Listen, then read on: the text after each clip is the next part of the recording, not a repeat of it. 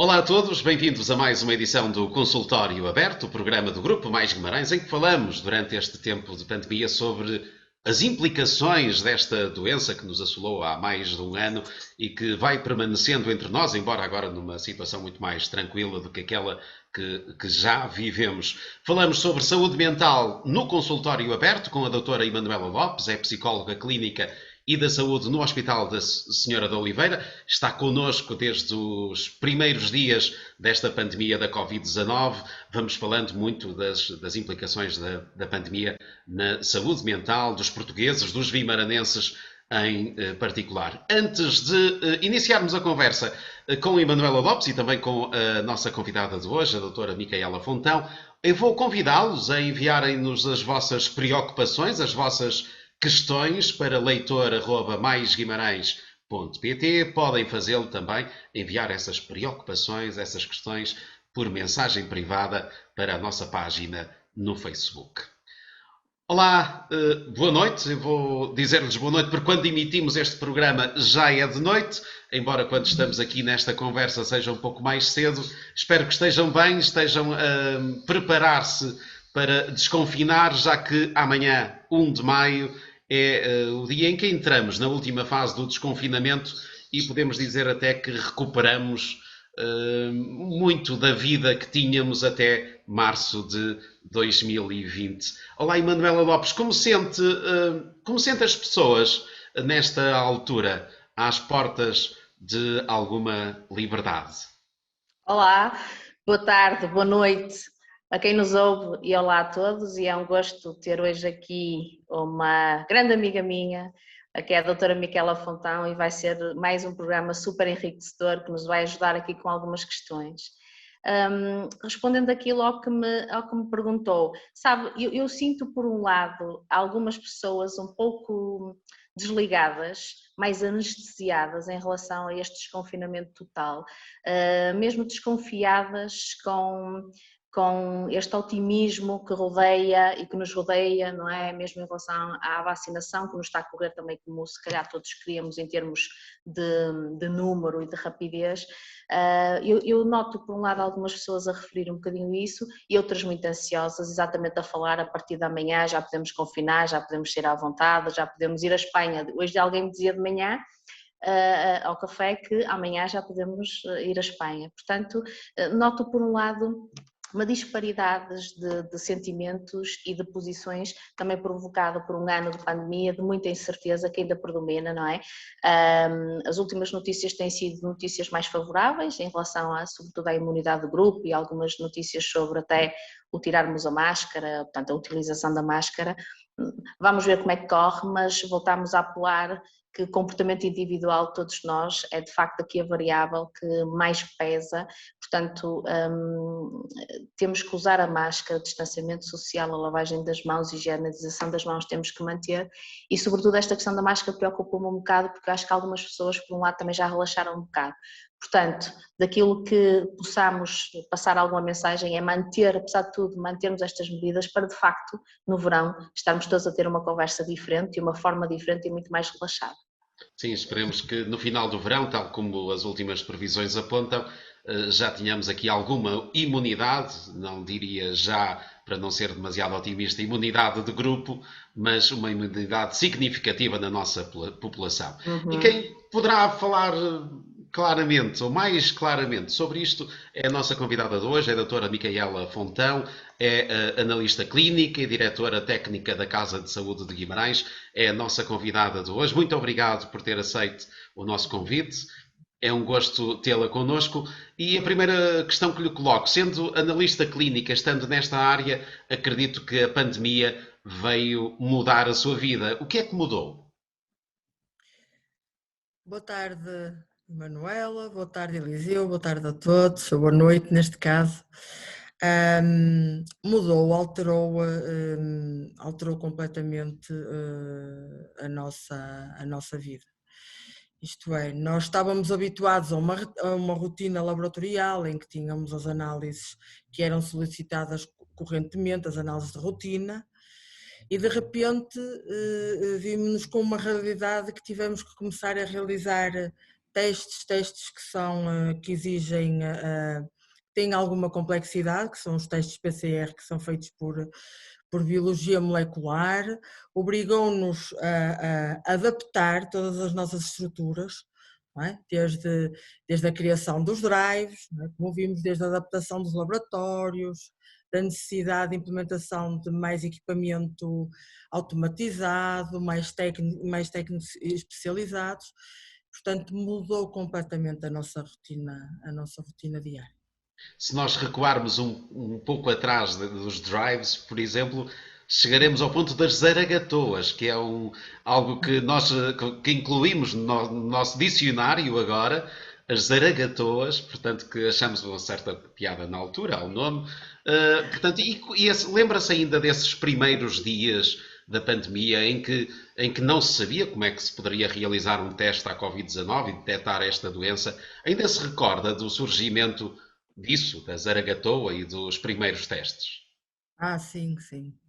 Sim, assim que houve uma evolução e houve uma necessidade de desenvolver rapidamente um teste que fosse capaz de identificar o vírus e, portanto, a partir do momento em que ele saiu, em que foram realizados todos os estudos que validaram esse mesmo teste, portanto, quando os recebemos e começámos a perceber como era o método de pesquisa, começámos a implementar.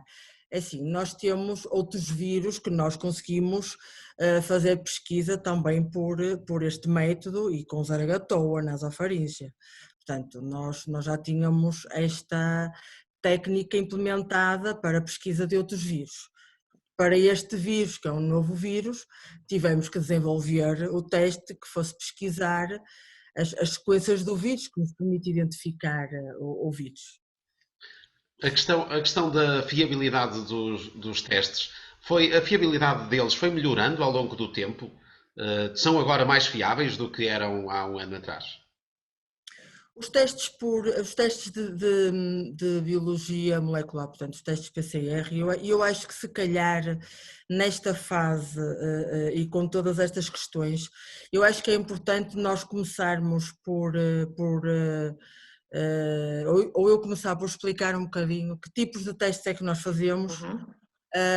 Para poder perceber um bocadinho isso que nós dizemos da fiabilidade, se melhorou, o que é que foi feito. Portanto, hoje estamos a falar do vírus Covid, que é um coronavírus, que é um vírus, como todos os outros vírus, é um organismo não vivo, não é? Que necessita das nossas células, necessita de um hospedeiro das nossas células, os hospedeiros somos nós, das nossas células, para se desenvolver, para se replicar.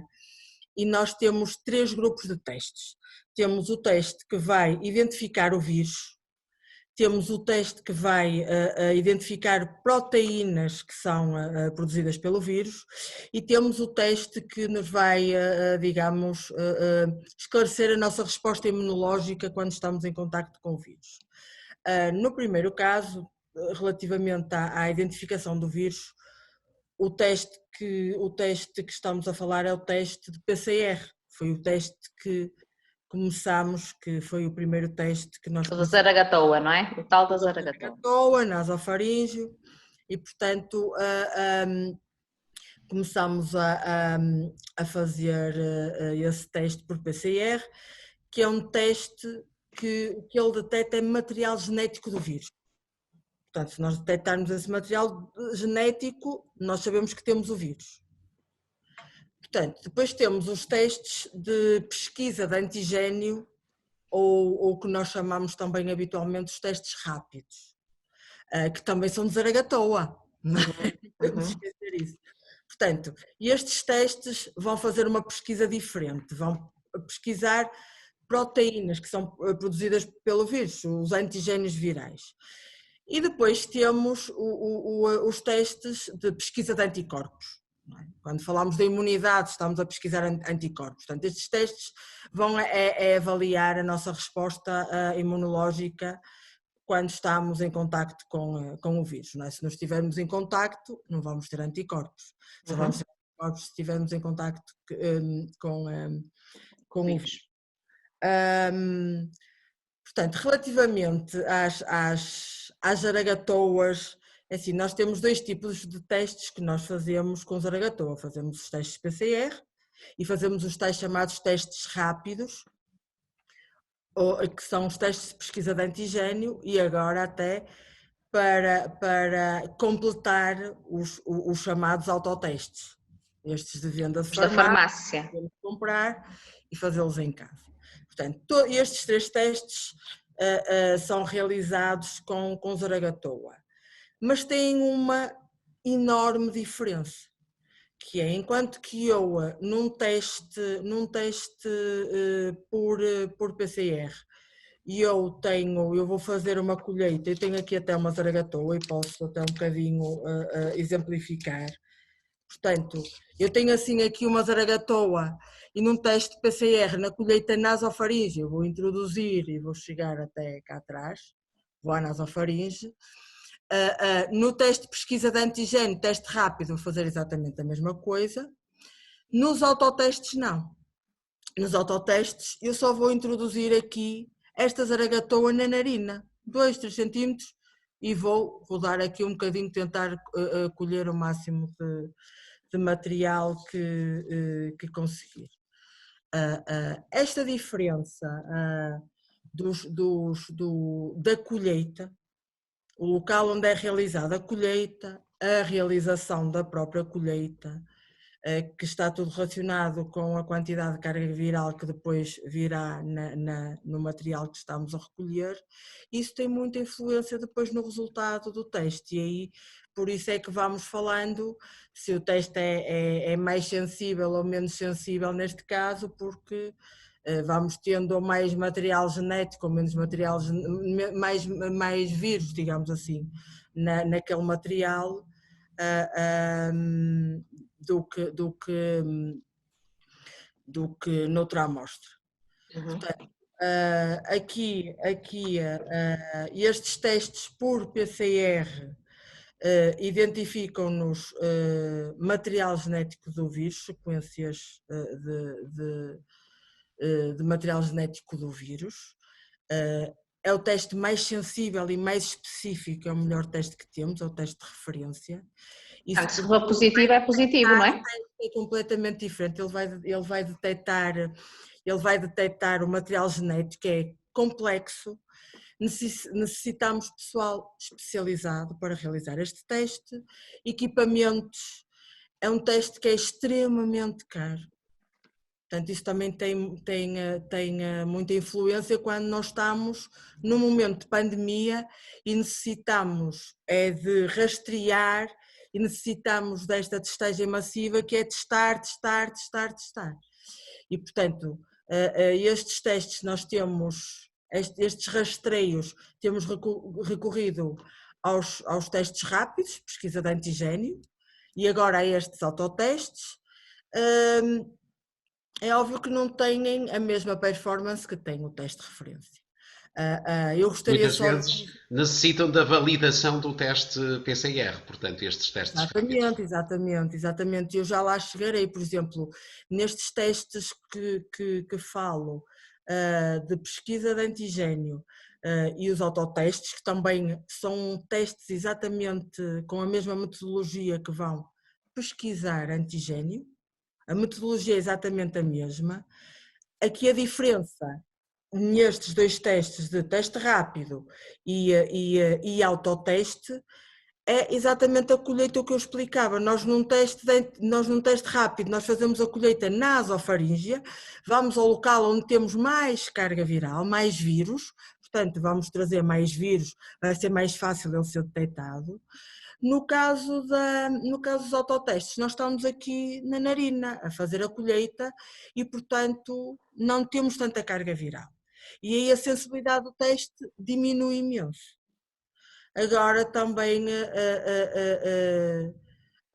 a opinião é que, e nem é opinião, mas digamos, o que nós temos vindo a verificar é que mesmo reduzindo esta performance do teste, neste caso do autoteste, nós ganhamos muito com o número de testagens que estamos a fazer.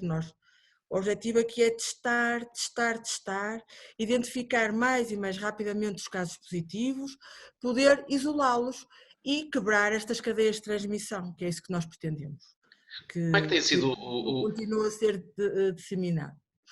Ia perguntar como é que considera tem sido o desempenho do nosso país ao nível da testagem. Tem acompanhado a testagem que é feita em Portugal, certamente, e comparativamente com os nossos parceiros europeus, nomeadamente, como é que tem sido o desempenho do nosso país? O desempenho tem sido exemplar, tem sido um desempenho fantástico. Eu só tenho que, digamos, coisas boas a dizer relativamente às campanhas, quer de testagem massiva, quer este plano de vacinação. Eu acho que nós estamos no bom caminho. Tem existido um esforço enorme de divulgação, de pôr em prática, digamos, todas estas normas de implementação de testes, de testagem massiva, de vacinação, dos próprios cuidados individuais que cada um de nós tem que ter, não é? Quer no uso das máscaras, quer na desinfecção das mãos, quer no distanciamento social. Portanto, eu acho que que somos exemplares. Acho que podem olhar para nós como sendo um bom exemplo. É lógico que durante este caminho fomos cometendo alguns erros, mas acho que temos aprendido com esses erros e agora acho que estamos Até porque olha, eu permita-me, eu que me lembro em relação a isso, é que na altura havia, sobretudo mais no final do ano, era a dificuldade que as pessoas tinham em marcar testes, não é? Porque a procura era tanta, sobretudo quando nós tivemos se calhar o pico, um dos picos maiores que tivemos no final do ano era a marcação dos testes e os resultados dos testes. Eu acho que aí se calhar é a maior críticas que as pessoas fazem em relação a isso, não achas, Micaela? Era muita dificuldade na marcação, não conseguiam, estava tudo tão cheio, seja nos drives. Olha, aí está uma excelente questão isso é outra vantagem relativamente aos testes rápidos e aos autotestes, porque nós necessitamos de prescrição, não necessitamos de marcação e, portanto, isto vai permitir que nós cada vez consigamos testar mais e mais. E outra vantagem que também tem que ser dita, que é o tempo de execução do teste.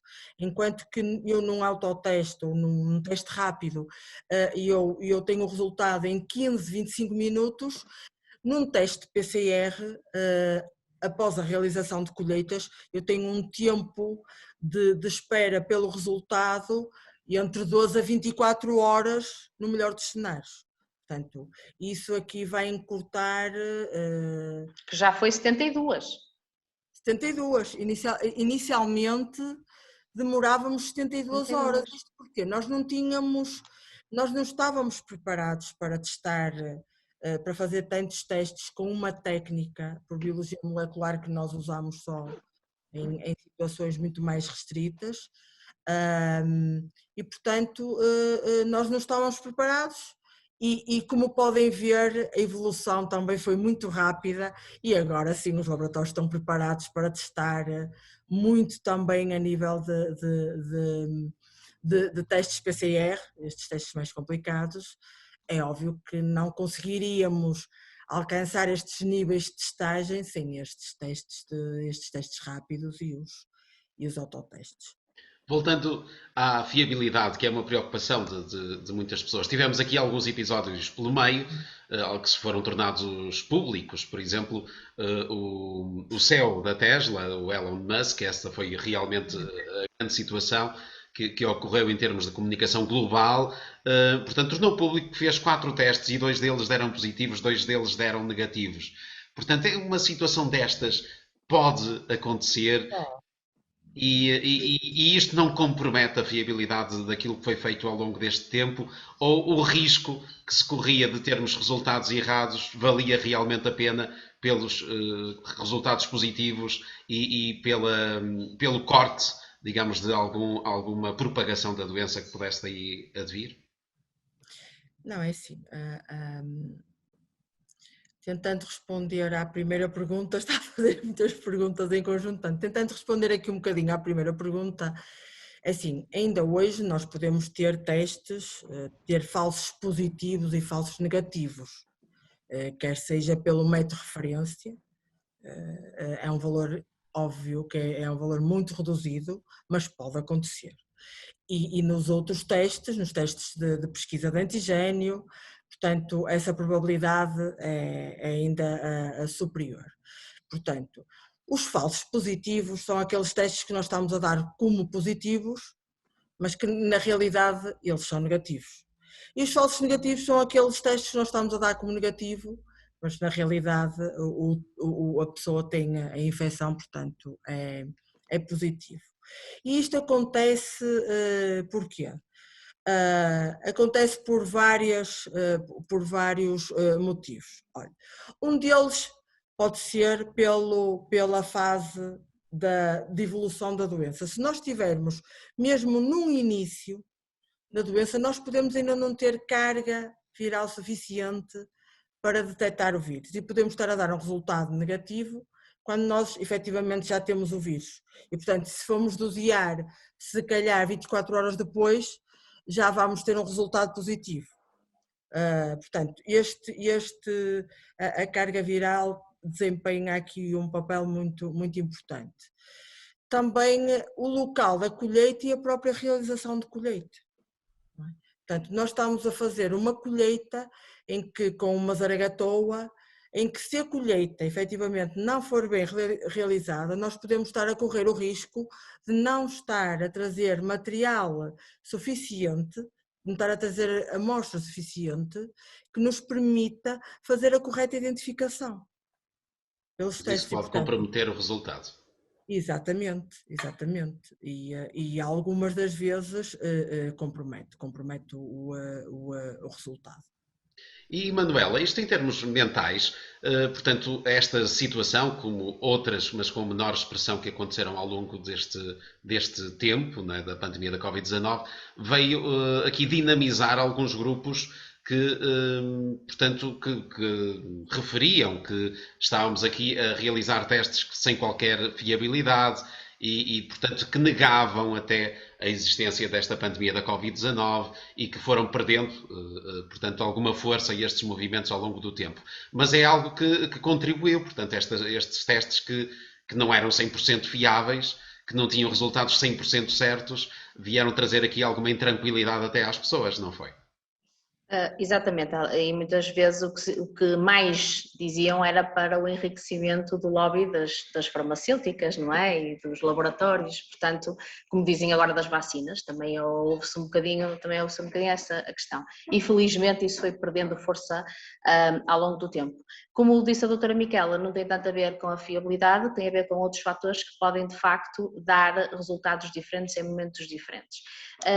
Sobretudo no início, eu acho que isto muito no início, era desconhecido para todos, portanto não se sabia muito bem, portanto acredito que na fase inicial em que estamos perante uma doença, em que confinamos, em que vemos começamos a perceber o que vem lá de fora, somos nós confrontados com isto, passamos nós por diferentes etapas e fases, isto levou a alguma desconfiança das pessoas, precisamente por isso, porque na teoria os testes são extremamente objetivos, não é? Como uma análise sanguínea que fazemos, bem, se é 10 ou se é acima ou se é abaixo, temos mais ou menos, e as pessoas acreditam-se um bocadinho por aí, nesta objetividade.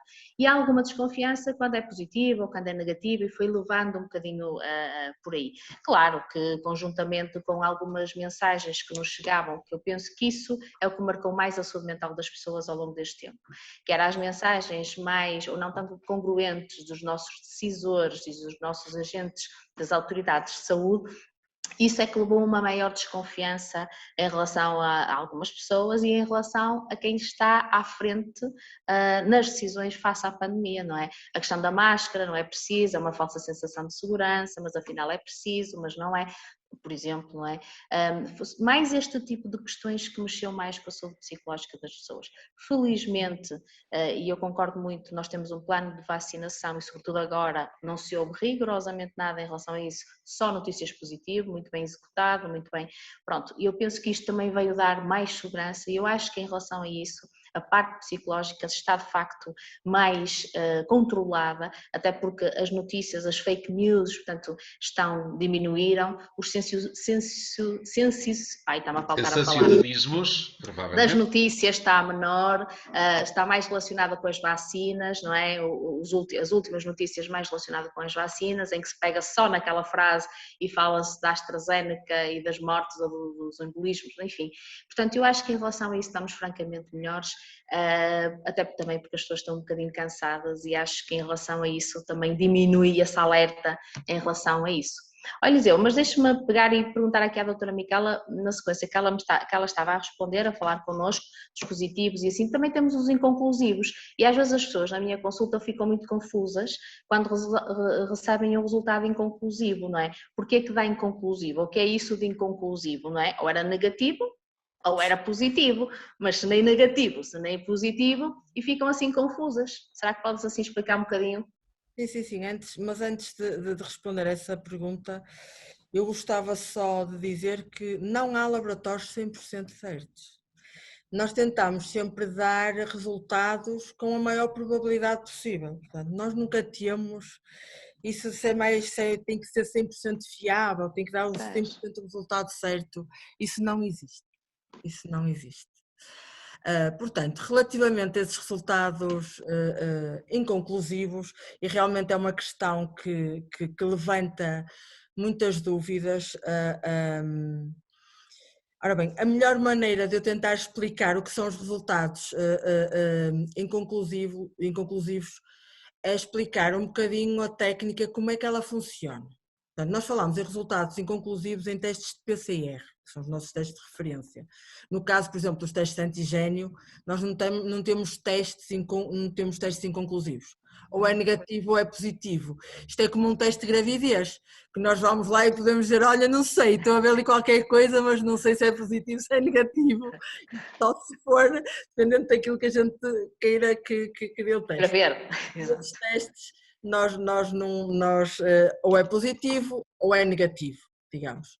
Ou detectamos os antigénios ou não. No caso dos testes por PCR, biologia molecular, tentando assim exemplificar, portanto, ele vai detectar, ele para identificar o vírus, ele vai detectar sequências de material genético do vírus, portanto. E então, partindo de que temos 3 sequências que eu lhe vou chamar A, B e C. Portanto, quando nós começamos a realizar o teste, portanto, se essas sequências, o A, B e C, eu não as detectar, portanto, o teste é negativo. Se eu detectar 2 sequências, A e a B e a C, A e a C, o resultado é positivo, ou se encontrar as 3, não é? O resultado vai sair como um resultado positivo. Se eu encontrar uma só sequência, esse resultado é inconclusivo. Portanto, nós temos critérios que nos permitem afirmar quando o teste é negativo e quando é positivo. Se eu tenho só se eu detecto só uma pequeniníssima porção do vírus, portanto uma única sequência, e isso não me permite aferir que o utente tem o vírus, mas também não me permite aferir que não tem. Portanto, o resultado fica inconclusivo. Estes resultados,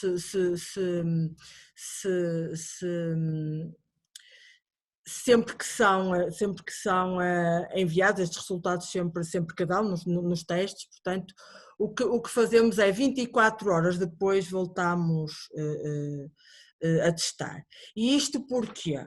Porque pode existir aqui períodos em que isto pode acontecer, e eu passo a explicar. Portanto, no início da infecção, mesmo nesta fase inicial da infecção, ou na fase final, fase de resolução da infecção, nós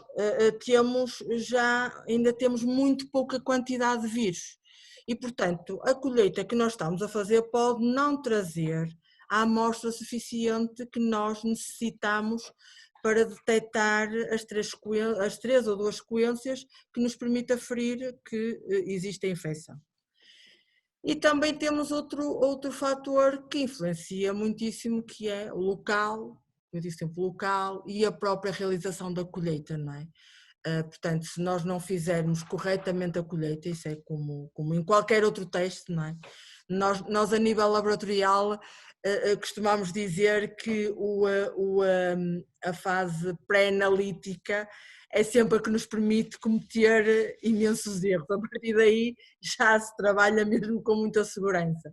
Esta primeira fase, quer seja numa colheita de sangue ou numa colheita, neste caso nasofaríngea, temos sempre aqui alguma margem de poder não a realizar corretamente. Portanto, penso que ficou esclarecido um bocadinho o que é o inconclusivo a nível Sim. de resultado. Porque é que sai um resultado inconclusivo nestes testes de PCR? E é por isso que não conseguimos detectar quantidade de material genético suficiente para dizer que aquela pessoa está com a infecção. E doutora Micaela, relativamente às novas estirpes, às novas variantes da Covid-19, é possível detectarem-se na realização desses testes, em todos os testes ou só em alguns deles? Estas novas estirpes só são possíveis de detectar com os testes PCR. Nós, a nível de laboratório, nós quando estamos a fazer o PCR, nós detectamos que há ali alguma diferença na sequenciação do próprio vírus e, portanto, isso aí dá-nos um alerta, cria um padrão diferente e, portanto, nós com essa alerta, nós não conseguimos identificar, nós nos laboratórios privados e os públicos também não fazem identificação destas variantes. O único instituto que faz a identificação destas variantes é o Instituto Nacional Dr. Ricardo Jorge. Temos que enviar a amostra, contactamos com o INSA, temos que lhe enviar a amostra, dizer que detectamos esse padrão e eles vão estudar nessa amostra qual é a variante que está nessa mesma amostra. E quem está a fazer os testes fica surpreendido? Tem acontecido isso de olhar e ter ali uma sequência muito diferente e provocar aqui portanto, alguma dificuldade em perceber o que é que ali está? Não, é assim, nós temos um padrão, digamos quase que normalizado. Quando sai um bocadinho desse padrão, nós percebemos que há ali uma variante, que poderá existir ali algum outro tipo de variante assim, nós não queremos que apareçam outras variantes. Agora, obviamente que se nós as conseguimos identificar mesmo, não dizendo que tipo de variante é, se é brasileira, se é inglesa, se é indiana, o que for, pelo menos dá-nos alguma gratificação também, porque estamos atentos àquilo que estamos a fazer, podia até passar despercebido, não é? Mas não. Eu acho que tem existido um cuidado mesmo muito, muito rigoroso e uma atenção mesmo muito extrema com estas situações. Relativamente aos testes, há alguns que têm validade para determinadas situações, outros para outras, nomeadamente para viajar, ao contrário do que seria o que as pessoas poderiam pensar, tem que ser mesmo um teste PCR. Não é admitido que seja outro, não é suficiente que seja outro com menos fiabilidade.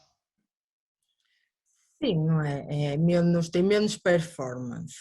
Pois a Portanto, fiabilidade é um os termo testes muito pesado. é inferior, tem uma sensibilidade inferior e está diretamente relacionada com aquilo que eu já falei e posso voltar a falar, que eu acho que é importante que as pessoas percebam que nestes testes estes testes rápidos nós precisamos de uma determinada carga viral para poder detectá-los. Se nós não tivermos essa carga viral, se nós não tivermos na fase mais correta da infecção e que nos permite ter com maior seguridade, uma determinada segurança, uma determinada carga viral, portanto nós, claro, aí acaba por por nós não conseguirmos identificar corretamente o vírus. Portanto, se nós estivermos dentro daquela zona, nós temos carga viral e, portanto, se Já realizarmos agora, bem a colheita, vamos identificar o vírus. Nos testes de PCR, nós começamos a detectar isso bastante mais cedo, logo no início da infecção. Não necessita tanta carga viral, porque nós vamos pesquisar o material genético e esta diferença faz com que os testes de pesquisa de antigénio possam dar mais falsos negativos. E, portanto, se uma pessoa vai viajar, levar um resultado negativo que pode não ser negativo, o risco é muito grande. E para isso existem os testes de PCR que vão conseguir aferir com maior segurança o resultado do teste. portanto, e como já falamos, são testes que não são necessariamente baratos, e isto levou então muitas pessoas a dizerem o que a Manuela referiu há pouco, que isto seria um negócio extraordinário para os laboratórios de análise. Estamos a falar de que valores para a realização dos testes atualmente? Os testes PCR custam 100 euros. Custam 100 euros. É um teste realmente mais caro, diria que a maioria dos exatamente, testes mais comuns, não é? um teste de pesquisa de antigénio anda entre os 20 e os 30 euros por teste. Portanto, isso seria É bom, uma e diferença Manuela, significativa. nós continuarmos a referir aqui que é importante as pessoas irem realizar o teste se eventualmente sentirem que têm alguma transformação ou sentirem que têm algum dos sintomas da Covid-19. É mais, seja pelas questões de autotestagem, seja na mesma ligar para a Saúde 24 e são perfeitamente rastreados e encaminhados da melhor maneira, seja para fazer com os tais códigos que o delegado de saúde manda, que muita gente conhece, seja até pelos miúdos que tiveram isolamento profilático, não é? E muita gente teve, não só por estar doente, mas para se estudar. Portanto, é importante as pessoas terem esta sensibilidade e estarem também dispostas a isso. No início havia alguma desconfiança. Eu acho aquilo, e vou falar mais de uma experiência clínica minha, era mais os pais em relação aos filhos. Quando se começou a falar em testar a comunidade escolar, como os professores e os miúdos, de uma forma regular, havia pais que estavam um bocadinho pela invasão dos testes, até acho que era mais isso, por ser um teste um bocadinho desconfortável de fazer, porque acho que a maioria dos pais iriam achar que os miúdos iam fazer uma birra de todo tamanho, iam chorar imenso. Eu tive muito a dizer-me isso, porque muitos miúdos muito pequenos tiveram que fazer pelos isolamentos das turmas todas, que nós tivemos aqui no nosso concelho uma fase em que praticamente todas as escolas tinham turmas inteiras em casa, e eu acho que foi um bocadinho mais essa desconfiança e esse desconforto que era muito mais parental do que aos miúdos. Aliás, ainda há pouco tempo eu tinha esta conversa com a doutora Micaela, quando testámos agora para o futebol, não é? Que começou e foram muitos os jovens que começaram os treinos, se bem que muito numa redução de 50% daquilo que são os atletas, correu muito bem, não é, Micaela? A maioria dos miúdos não faz assim uma birra todo tamanho, aliás, eles nem têm tempo de dizer, ai, aquilo é tão rápido que entra e sai.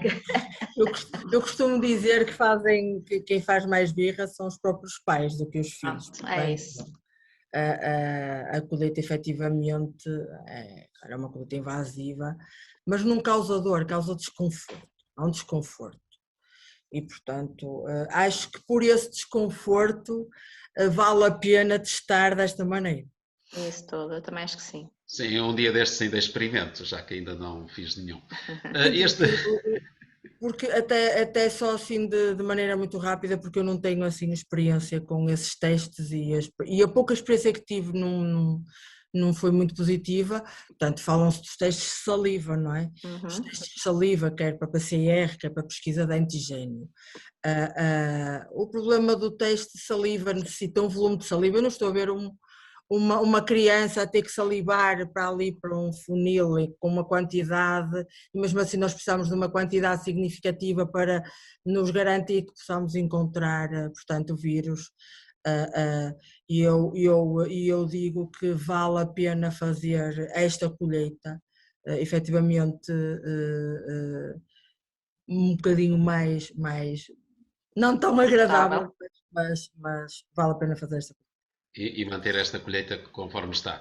Acho que deveríamos deixar, ou pensar que será necessário, nesta fase de desconfinamento, até aumentar a testagem. Números de hoje, portanto, desta sexta-feira, por exemplo, Guimarães surge agora no relatório da DGS com 62 pessoas a 14 dias por 100 mil habitantes. Mas temos aqui ao lado, por exemplo, o FAF, que já ultrapassa os 200 casos por 100 mil habitantes a 14 dias. Portanto, números desta sexta-feira. Estamos aqui a assinalar lá já um ligeiro aumento, provavelmente em pessoas mais novas, portanto o impacto poderá não ser tão significativo nos cuidados médicos, não é? Cuidados intensivos, nomeadamente, e mesmo pessoas que têm que ser internadas, internamentos, mas é a altura de pensar se calhar num aumento da testagem para que sejam cortadas as cadeias de transmissão. Sim, mas nós já estamos a aumentar imenso a testagem. Como é que ela está nesta altura? Quantas pessoas é que serão testadas em Guimarães? Não sei se consegue adiantar um número que não seja muito exato, mas aproximado de testes que sejam realizados semanalmente em Guimarães. Não consigo adiantar o número, mas são bastantes, são bastantes. Nós temos imensa adesão aos testes de pesquisa de antigénio e a informação que eu vou tendo de colegas de farmácia é que tem existido um aumento da venda dos autotestes. Portanto, as pessoas têm curiosidade até, não sei se será efetivamente por realizar todos, mas têm curiosidade em comprar o teste, em perceber como é que ele funciona e tem existido um aumento significativo na venda destes testes. E relativamente à imunidade, como é que se consegue uma imunidade? Consegue explicar-nos? Ora bem, uma imunidade consegue-se. O que é uma imunidade? Como é que nós aferimos uma imunidade? Sim, eu estava aqui a imaginar uma Estamos em imunidade de contato. grupo, mas a imunidade de cada indivíduo, como é que ela pode ser detectada? Portanto, Portanto, se ela calhar pode partimos ser do particular detectada. para o coletivo. Nós neste caso, estamos a falar do Covid, nós neste caso, nós conseguimos imunidade em duas situações, se tivermos a infecção ou se fomos vacinados. Portanto, nós nestas duas situações temos imunidade. Portanto, temos o nosso corpo, digamos, o nosso organismo,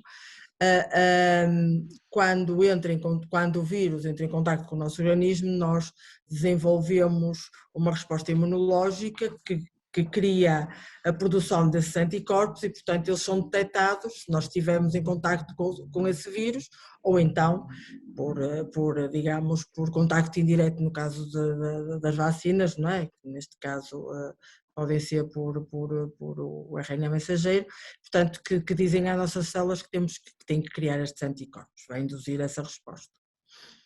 E aí falamos de imunidade.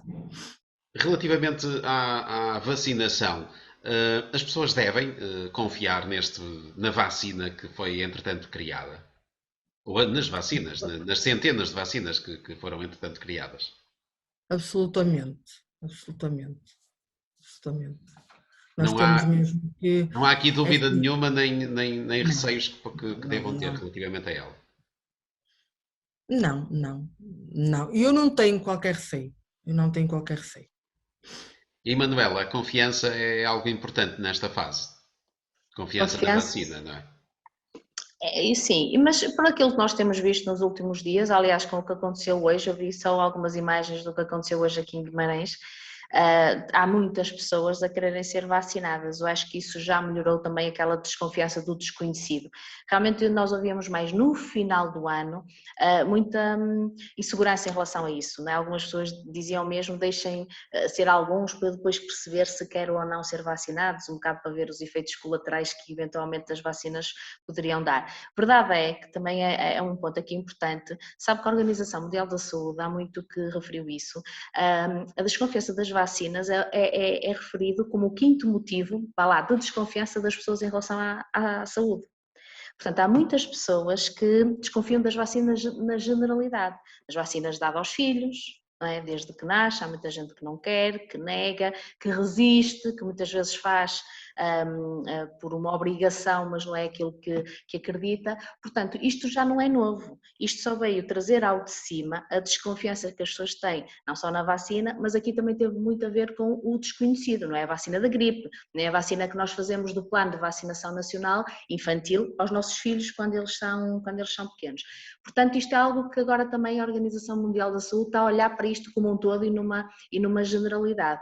A mensagem que a doutora Micaela passou e a mensagem que eu, a título pessoal, também posso passar, nós já fomos vacinadas, já fui vacinada, eu tenho imunidade, pelo menos tinha, porque eu fiz o teste e tinha, portanto, funciona. Vou repetir para a semana, porque já passam uns meses para percebermos se ainda mantém ou não, porque é isso que nós estamos a estudar, mas que ainda se vai estudar para se perceber, mas é um conselho que eu dou, seja a quem for, que devemos vacinar e esse é o caminho para de facto chegarmos ao verão e podermos estar todos a ter esta conversa, não em Zoom, mas pessoalmente e sem máscaras, não é? Por exemplo. Portanto, e durante esta pandemia tivemos o Serviço Nacional de Saúde que deu resposta ao tratamento dos doentes, tivemos o setor privado que foi chamado a dar o seu contributo na realização da testagem da população, que foi realizada sobretudo pelo setor privado, mas é um setor, o privado e social, que poderia, na ótica da doutora Micaela, ter sido mais envolvido neste processo de combate à Covid-19. Sim, assim, na minha opinião, eu penso que nós privados deveríamos estar mais envolvidos. Inicialmente, no início desta pandemia, portanto, a Direção-Geral de Saúde foi fazendo algumas contratualizações para doentes com Covid e para doentes cirúrgicos, que não é o nosso caso, no caso da Casa de Saúde de Guimarães nós não fazemos cirurgia, portanto não teve, digamos, nós não conseguiríamos ajudar nesta fase inicial. Mas o que nós verificamos no início foi que existiu um aumento significativo da procura das consultas de medicina geral e familiar. Percebemos que os utentes tinham alguma dificuldade em receber estes cuidados de saúde primários, porque os centros de saúde estavam muito debruçados sobre os doentes Covid. Portanto, estávamos num pico de pandemia, estavam muito debruçados sobre os doentes Covid e, portanto, os outros utentes que tinham outras patologias e que precisavam de continuar a ser seguidos, ficaram um bocadinho mais, digamos, perdidos. E aí nós verificamos um aumento na procura dessas consultas. Obviamente que tivemos um decréscimo enorme na prescrição dos MCDTs, nas análises, nos exames de cardiologia. As pessoas queriam fazer um eletrocardiograma, claro, não tinham P1, não queriam fazer sem P1, portanto, e não faziam. Portanto, tivemos assim algumas situações mais delicadas, porque existia um bocadinho este constrangimento. Atualmente, a Direção-Geral de Saúde tem muito ocasionalmente, tem feito contratações para consultas que eles veem que como primeira consulta está a ter uma lista de espera muito grande e, portanto, e com um tempo de espera já bastante alargado e, portanto, eles subcontratam privados para que iniciem estas consultas para reduzir essa lista. Eu acho que deveriam fazer mais. Nós privados temos capacidade para poder dar assistência a estes utentes que necessitam dessas primeiras consultas, que necessitam, se calhar para além dessas primeiras consultas, alguns deles ser reencaminhados para outros serviços com alguma urgência, portanto, e não deixar que este tempo alargue só porque o SNS não tem a capacidade de resposta. Era isso exatamente que eu ia questionar, se na primeira fase, se durante, portanto, o período em que a pandemia esteve mais intensa, os serviços privados e do setor social não foram muito incluídos, se agora, com o atraso que se verifica em alguns cuidados de saúde no setor público, se os privados deveriam ser chamados a ajudar nesta retoma da normalidade dos cuidados de saúde no nosso país. Mas creio que já deu também um bocadinho da perspectiva que tem relativamente a isto. Sim, Bem, sim, sim. e já falamos muito sobre testes, já falamos sobre a importância deles neste processo de gestão da pandemia da Covid-19. Eu creio que é a altura de deixarmos aqui uma mensagem para aqueles que nos estão a ver lá em casa, relativamente ao momento em que nos encontramos e relativamente a toda esta transformação que a Covid-19 nos trouxe e à forma como podemos lidar com ela nos próximos tempos, já que o que passou já passou. Portanto, doutora Micaela, o que é que pode dizer a quem nos está a ver nesta altura relativamente a este momento em termos de saúde pública, que é realmente a sua área? Eu acho que estamos num ponto excelente, estamos numa altura excelente. Ah, ah, ah, nós tivemos aqui um início, claro, bastante mais conturbado. Tudo isto foi novo para nós, era um vírus que nos era completamente desconhecido.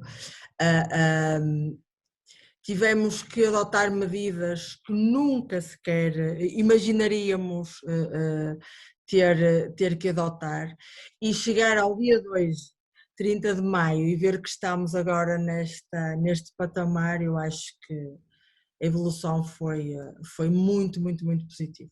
Foi muito positiva.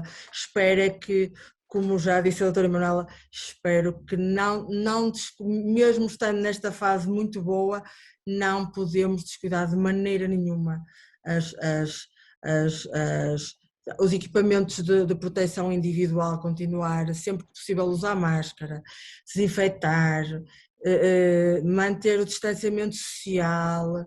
Portanto, tentar voltar à normalidade, mas com muita regra, com muita regra. Portanto, isto é quase como terminar o ciclo, não é? Abrimos o programa a falar dos cuidados a ter nesta fase e terminamos o programa com este apelo para que as pessoas mantenham alerta relativamente à Covid-19. E Manuela Lopes, mensagem para este final de programa e o lançamento já do próximo. Na próxima sexta-feira estaremos por cá de novo para continuarmos a abrir o consultório e a disponibilizá-lo e a falarmos sobre estas questões importantes para quem acompanha o Mais Guimarães. Que mensagem? A minha mensagem, reforçando as palavras da doutora Micaela Fontão, é muito, e até pegando também nas suas, que é, se pensarmos que sobrevivemos a 2020, um ano tão difícil, com fases tão difíceis, com inesperáveis, como disse a doutora Micaela, nunca ninguém sonharia passar por tal, de fazer, termos todas medidas tão, até pessoais, familiares, tudo, estes constrangimentos todos. De facto, nós somos resilientes, não é? E às vezes é assim que nós devemos olhar para a frente. Esta resiliência do passado, esta força que nós acabamos por, às vezes sabe Deus como, não é? Que é assim que os doentes dizem, é verdade, às vezes sabe Deus como, mas pegar um bocadinho nessa força que conseguimos ultrapassar e olhar para 2021 e 2022 com uma perspectiva um bocadinho diferente. Obviamente que isso não significa que devemos andar na rua sem máscara, que é um comportamento que de vez em quando, e aliás falámos nisso na semana passada, que se vê, não é? E isso apelamos muito com este comportamento individual que faz a diferença, é a variável que faz a diferença na questão evolutiva ou na questão mais desfavorável, não é? Evolução desfavorável em relação aqui à doença. Portanto, eu só reforço isso, reforço a resiliência de todos nós e de a mantermos e de facto não baixarmos a guarda para podermos falar então no fecho de um ciclo e começarmos a falar numa era pós-Covid, que ainda não estamos nessa altura, mas iremos falar. Por isso, eu gostava só antes de falarmos do programa anterior, de agradecer à doutora Micaela, que eu trato por tu, Portanto, foi excelente. Eu é que Acho que agradeço. foi um programa super educativo, aprendi imenso, porque realmente nós sabemos, nós vamos sabendo isto dos PCRs e dos rápidos e o que é que devemos fazer, mas realmente estas diferenças, e as pessoas falam muito mesmo em gabinete, não é? Como eu falei, questões inconclusivas.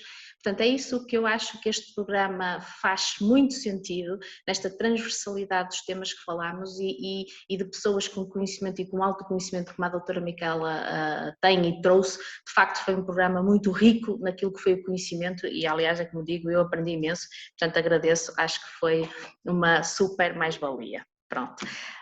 E então, para a semana continuamos na mesma linha, não é? Para a semana vamos ter mais um convidado na mesma linha, mas com um tema muito diferente. Para a semana vamos então falar, que nós já tínhamos abordado várias vezes esse assunto, a perturbação obsessiva-compulsiva. Portanto, foi uma doença que aumentou muito, que explodiu muito com o confinamento, sobretudo porque envolve as questões da lavagem, envolve alguns rituais que esta própria pandemia nos obrigou a ter, não é? E então pessoas que já tinham alguns traços, mas eram perfeitamente funcionais, não é? Portanto, sempre foram mais cismáticos, tinham algumas manias, portanto, é assim que é referido. Na pandemia, isto de facto, nós verificamos um aumento significativo de casos graves desta doença. Portanto, temos como convidado o Dr. Pedro Morgado, que ainda esta semana saiu muito nas redes sociais, nas notícias, foi-lhe atribuído o maior prémio da saúde mental a nível nacional. Portanto, como vê, isto realmente nós tentamos trazer sempre pessoas de muita referência aqui, pelo menos possam acrescentar algo, e o Dr. Pedro Morgado, psiquiatra, do Hospital de Braga e da Universidade do Minho, portanto, vai nos ajudar aqui a entender melhor o que é esta doença, que para alguns é um pouco desconhecida, o nome, mas já se começa a falar sobre isso e que a prevalência aumentou significativamente, portanto será o tema do próximo consultório aberto na próxima sexta-feira. Portanto, fica desde já o convite para quem nos está a ver nesta altura. Na próxima sexta teremos aqui o Dr. Pedro Morgado para mais um programa interessantíssimo no Mais Guimarães, mais um consultório aberto. Obrigado, doutora Micaela Fontão, por ter estado presente. É analista clínica e diretora técnica da Casa de Saúde de Guimarães. Obrigado, Emanuela Lopes, psicóloga clínica e da saúde no Hospital Senhora da Oliveira. Obrigado por terem estado neste programa muito interessante sobre a questão dos testes e sobre as análises e a importância de tudo isso na gestão da pandemia da Covid-19. Sigam o Mais Guimarães no Facebook, acompanhem a atualidade guimaranense em maisguimarães.pt e todas as semanas, à sexta-feira, à noite, encontramos-nos aqui no consultório aberto. Já agora, um feliz Dia da Mãe no próximo domingo. Seja Obrigada. Obrigado. Até para a semana. Obrigado. Obrigado. Deus. Deus.